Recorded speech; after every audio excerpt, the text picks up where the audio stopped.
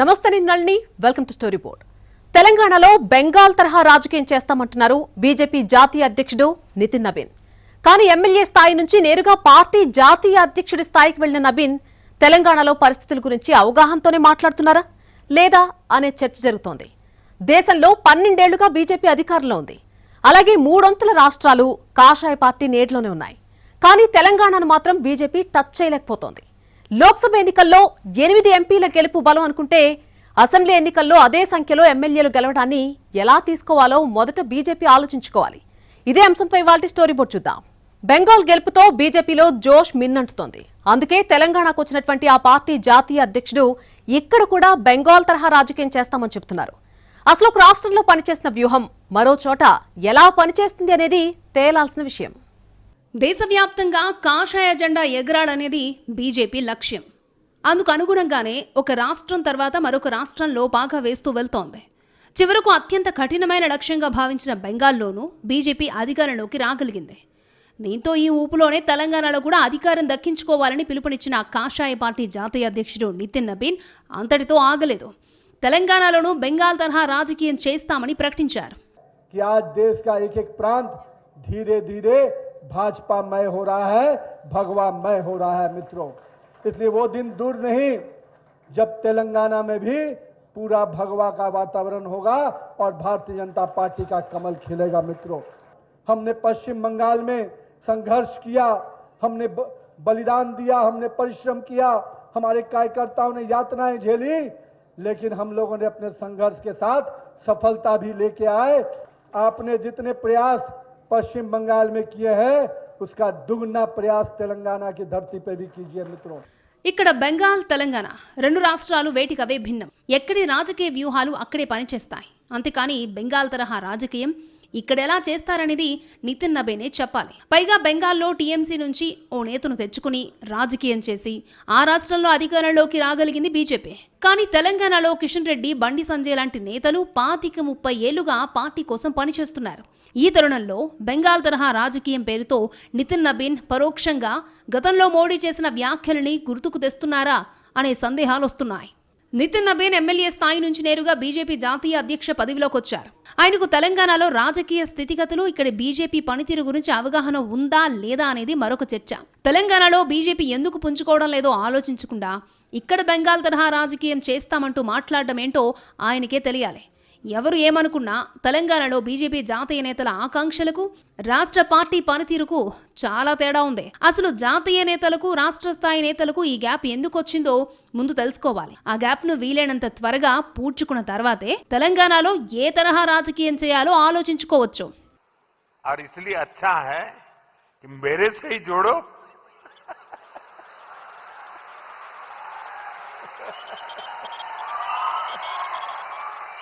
అది కాకుండా ప్రతిసారి ఓ రాష్ట్రంలో బీజేపీ గెలవగానే వెంటనే తెలంగాణకు వచ్చి ఆ పార్టీ జాతీయ నేతలు ఆ రాష్ట్రం తరహాలో ఇక్కడ రాజకీయం చేసి గెలిచేస్తామనడం పరిపాటిగా అయిపోయింది. చివరకు తెలంగాణ ప్రజలు కూడా ఇది రెగ్యులర్ డైలాగే కదా అనుకోకముందే జాగ్రత్త పడాల్సిన బాధ్యత బీజేపీపై ఉంది. అసలు తెలంగాణలో తెలంగాణ తరహా రాజకీయం చేయాలి, కానీ బెంగాల్ తరహా రాజకీయం ఎలా చేస్తారు అనే రాజకీయ సందేహాలు వస్తున్నాయి. మొదటి రాష్ట్రంలో బీజేపీ రాజకీయ వ్యూహంపైనే క్యాడర్లో చాలా అనుమానాలు ఉన్నాయనే సంగతి నితిన్ నబీన్ దాకా చేరిందా లేదా అనేది మరో ప్రశ్న.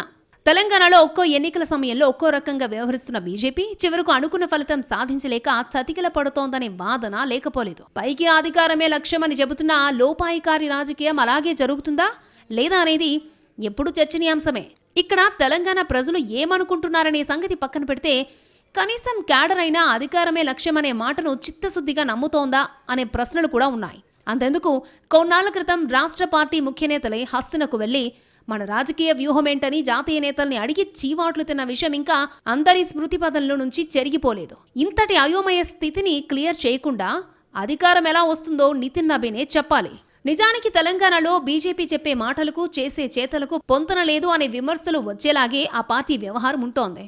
చివరకు రాష్ట్ర పార్టీలో దశాబ్దాలుగా పనిచేస్తున్న నేతలు కూడా కన్ఫ్యూజన్ అయ్యేలా పార్టీ పనితీరు ఉంటోందనే అభిప్రాయాలు ఉన్నాయి. అధికారం కోసం మిగతా రాష్ట్రాల్లో బీజేపీ ఎంత కసిగా పనిచేస్తుందో తెలంగాణలో కూడా అదే కసితో పనిచేస్తోందా అంటే లేదనే చెప్పాలి. అదేమంటే దానికి 1.25 లక్ష కారణాలు అంతర్గతంగా చెబుతారు.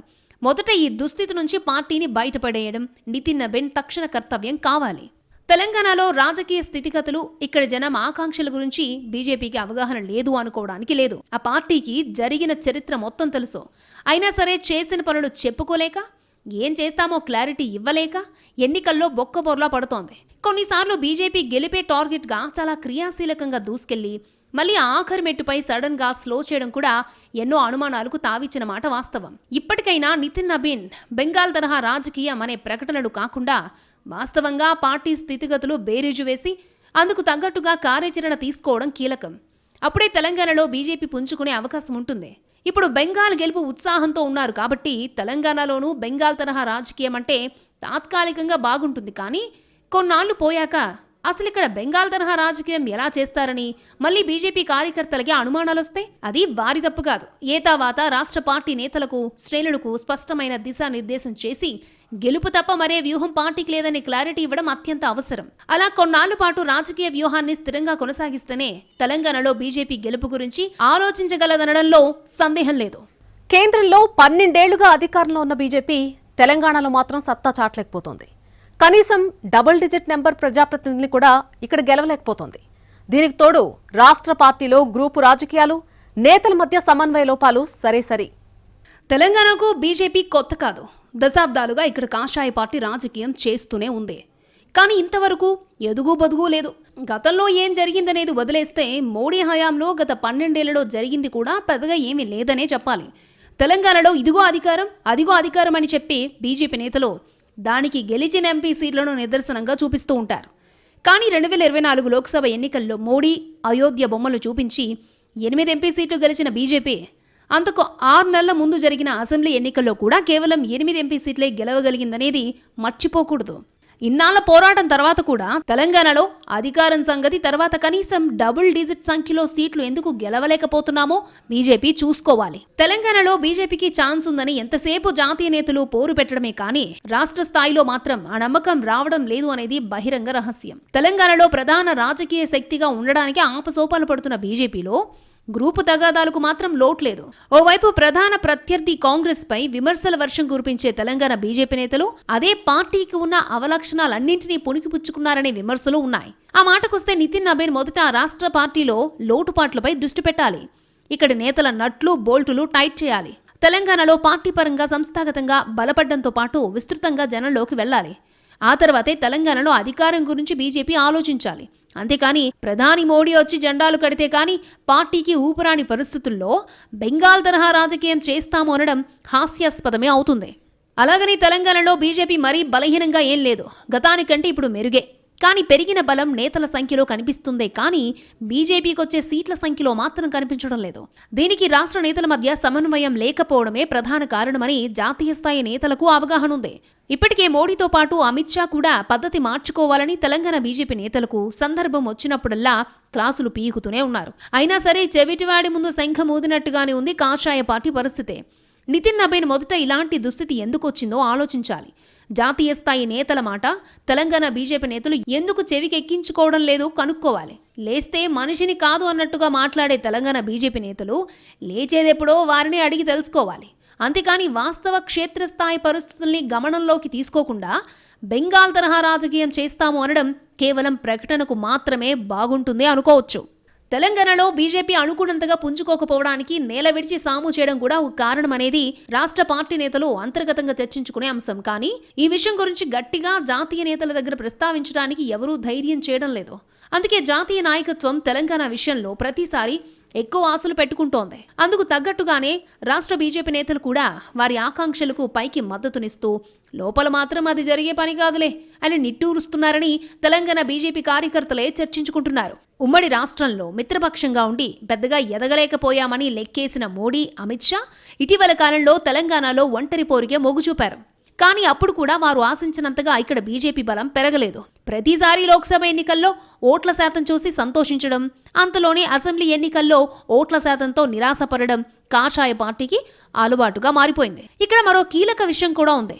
5 ఏళ్లకోసారి ఎన్నికలు వచ్చే తరుణంలో మొదటి 4 ఏళ్లు లేదంటే ఒక్కోసారి 4.5 ఏళ్లు ఒంటరి పోరే అని సంకేతాలు ఇవ్వడం, తీరా జాతీయ రాజకీయ వ్యూహాలంటూ కేంద్రంలో ప్రభుత్వ ఏర్పాటు ముఖ్యమంటూ ఆఖరి నిమిషంలో రాష్ట్ర పార్టీకి కనీసం సమాచారం కూడా లేకుండా పొత్తులు కుదుర్చుకుంటున్నారు అనే అభిప్రాయాలు తెలంగాణ బీజేపీ నేతల్లో బలంగా ఉన్నాయి. అంతేకాదు బీజేపీని నమ్ముకుని గట్టిగా పనిచేస్తే ధనంతో పాటు సమయం నష్టం తప్ప రాజకీయంగా ఎదగలేమని ఆశావహులు కూడా వెనక్కి తగ్గేలా ఉంది రాష్ట్రంలో బీజేపీ రాజకీయం. ఎక్కడైనా యుద్ధం గెలవాలంటే మొదట మన బలాన్ని పూర్తి స్థాయిలో సమకూర్చుకోవాలి. ఆ తర్వాతే అదనపు బలం గురించి ఆలోచించాలి. కానీ తెలంగాణలో బీజేపీ మాత్రం స్వీయ లోపంబులు ఎరుగుట కూసు విద్య అనే సూత్రాన్ని ఎప్పుడో గాలి వదిలేసింది.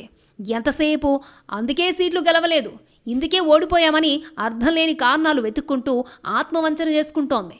అంతేకాని చేజేతులా తనను తానే ఓడించుకుంటున్నాను అనే సంగతి గుర్తించడం లేదు. కొండకచో వాస్తవాలు తెలిసినా తెలియనట్టే ఉంటోందని ఇప్పుడు నితిన్ నబీన్ వ్యాఖ్యలతో తేటతెల్లమవుతోంది. తెలంగాణలో బీజేపీ అధికారంలోకి రావాలి అనుకోవడం తప్పు కాదు, కానీ అందుకు తగ్గ కార్యాచరణ లేకపోవడమే ఇక్కడ లోపం. అంతకంటే ముందు పార్టీని అంతర్గతంగా సంస్కరించాలనే ఆలోచన చేయకపోవడం ఇంకా పెద్ద లోపం.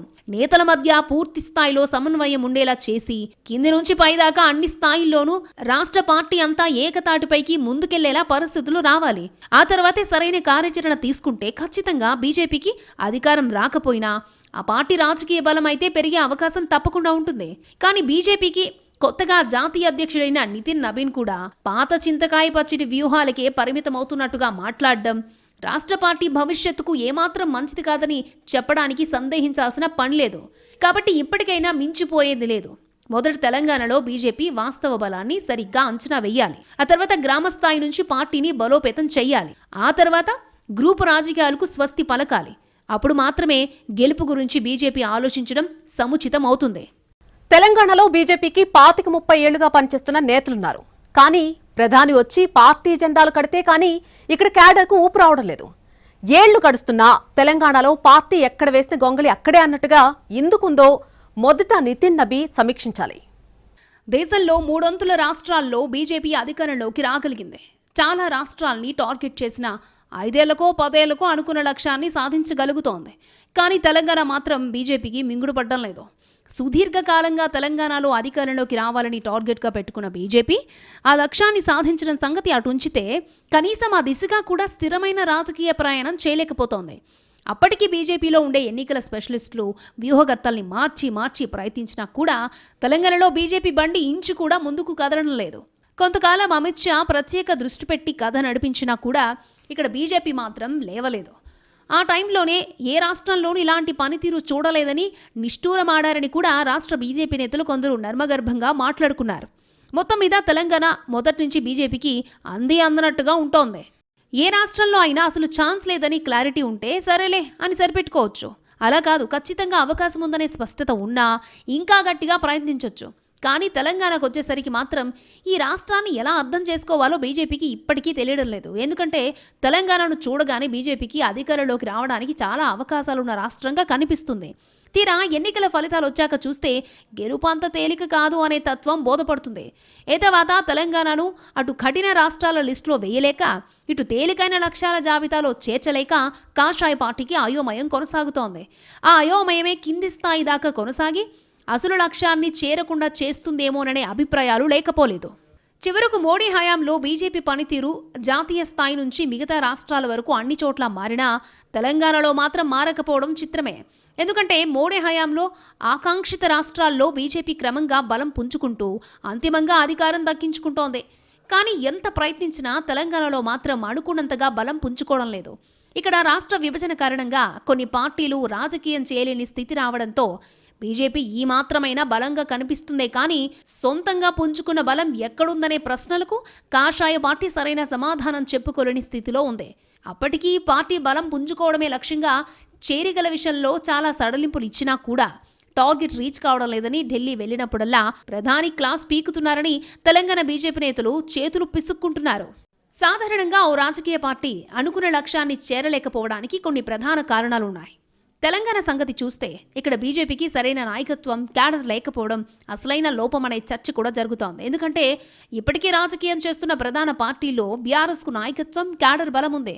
కాంగ్రెస్ బలం గురించి చెప్పాల్సిన పని లేదు. కానీ ఆ 2 పార్టీలతో పోల్చుకుంటే బీజేపీ తేలిపోతోంది. కనీసం ఎన్నికల వ్యూహ రచనలో కూడా ప్రధాన ప్రత్యర్థులకు గట్టి పోటీ ఇవ్వలేకే ముందే చేతులెత్తేస్తోంది. తెలంగాణలో 3.5 దశాబ్దాలుగా బీజేపీ రాజకీయం చేస్తున్నా ఇప్పటికీ పట్టుమని 10 స్థానాల్లో వీళ్లే అభ్యర్థులు అని ఖాయంగా చెప్పగలిగే పరిస్థితి ఎందుకు లేదో పార్టీ ఖచ్చితంగా ఆత్మావలోకనం చేసుకోవాలి. ప్రతిసారి ఎన్నికలు వచ్చినప్పుడల్లా ఆ అభ్యర్థుల్ని వెతుక్కోవడంతోనే బీజేపీకి సరిపోతుంది. అలా ఎప్పటికప్పుడు తెరపైకి వస్తున్న కొత్త వాళ్లకు ప్రజలతో బలమైన సంబంధాలు ఉండడం లేదు. అలాగని ఓడినా సరే ప్రజలతో మమేకమై కాస్తో కూస్తో ప్రజాబలం పెంచుకున్న వారికి తర్వాత ఎన్నికల్లో టికెట్లు గ్యారంటీ ఉందా అంటే లేదనేది బీజేపీలో మొదటి నుంచి ఉన్న భావన. ఇవన్నీ బీజేపీ దిద్దుకోగలిగే లోపాలు. ఈ సంస్కరణలు చేయకపోవడానికి బయట వారిని సాకుగా చూపలేరు. ఇప్పటికైనా తెలంగాణ బీజేపీ ప్రత్యర్థి పార్టీలపై దృష్టి తగ్గించి ఆత్మ పరిశీలనపై ఫోకస్ పెడితే వచ్చే ఎన్నికల్లో అయినా గుణం కనిపిస్తుందని, లేదంటే పార్టీ ఫేట్ మారకపోవచ్చనే విశ్లేషణలు ఉన్నాయి. మరి వీటిని తెలంగాణ బీజేపీ ఏ మేరకు చెవికెక్కించుకుంటుంది? జాతీయ నేతలు ఏ మేరకు పార్టీని సంస్కరిస్తారనేది చూడాల్సి ఉంది. ఏ రాష్ట్రంలో అయినా రాజకీయ పార్టీల ఆలోచనలకు, ఆ రాష్ట్రంలో ప్రజల ఆకాంక్షలకు ఎక్కడో చోట పొంతన కుదరాలి. అలా కుదిరితేనే జనం ఆ పార్టీకి కనెక్ట్ అవుతారు. ఇప్పుడు తెలంగాణలో బీజేపీ చేయాల్సిన మొదటి పని కూడా అదే. కేవలం కేంద్రంలో అధికారం, ఇక్కడ కూడా పవర్ దక్కితే డబుల్ ఇంజన్ సర్కార్ లాంటి పడికట్టు పదాలతోనే పని జరగదని గుర్తించాలి. తెలంగాణలో కీలకమైన ఉద్యమం, భావోద్వేగాలతో తనను ఎలా కనెక్ట్ చేసుకోవాలో ఆలోచించాలి. అలాగే తెలంగాణ వచ్చాక రాష్ట్రంలో జరిగిన అభివృద్ధి పనుల్లో బీజేపీ పాత్ర గురించి గట్టిగా ప్రచారం చేసుకోవాలి. ఆ విషయంలో ప్రత్యర్థుల విమర్శలకు ఎప్పటికప్పుడు గట్టి కౌంటర్లు ఇవ్వాలి. అప్పుడు మాత్రమే తెలంగాణ ప్రజలు బీజేపీని మరింతగా పట్టించుకునే అవకాశం ఉంటుంది. అంతేకాని ఎప్పుడూ ఒకే పద్ధతిలో చేసే రాజకీయం, లేదంటే మరో రాష్ట్రంలో అమలు చేసిన వ్యూహం ఇక్కడ అమలు చేయాలని చూడడం ఫలితం ఇవ్వదని గ్రహించాలి.